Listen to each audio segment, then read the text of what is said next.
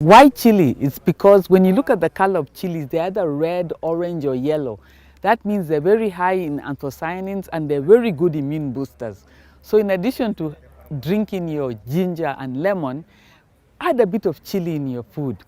And so we're now, KALRO has been undertaking research for quite a number of years, over 10 years. It's been a bit slow because of insufficient funding, but we have actually 9 lines on the way that we're hoping by next year we'll have them in the national performance trials.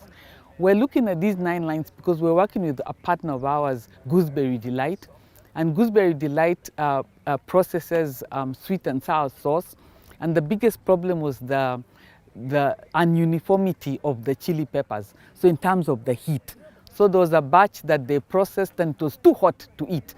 So now we're looking at those different chili peppers, looking at the Scoville units of the chili peppers, Scoville meaning the heat of the chili peppers, and then coming up with a good one that will now be used by Gooseberry Delight for the sweet and sour sauce that will always give consistent heat. So we're going to have where we have a scale of maybe up to 10, where Kenyans can actually consume chili because of the nutrition. Very high in vitamin C, very high in vitamin A. We've been exporting chili from way back about 2006, 2007.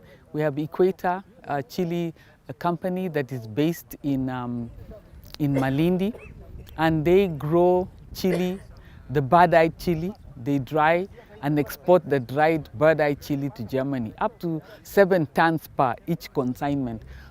Based on the heat, we plant them in different places.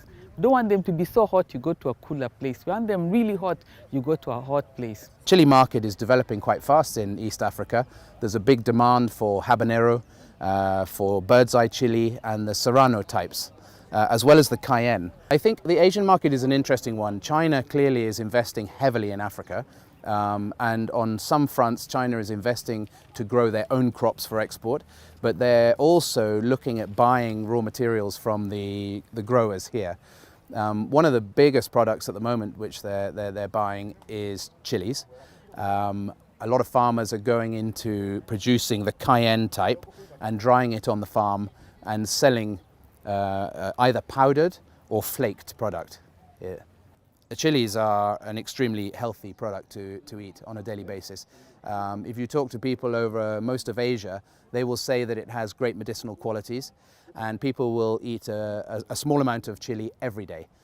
In terms of how the uptake is in Kenya, uptake is good, and not just Kenya, across all the East African region, from Ethiopia down to Tanzania, across to Rwanda.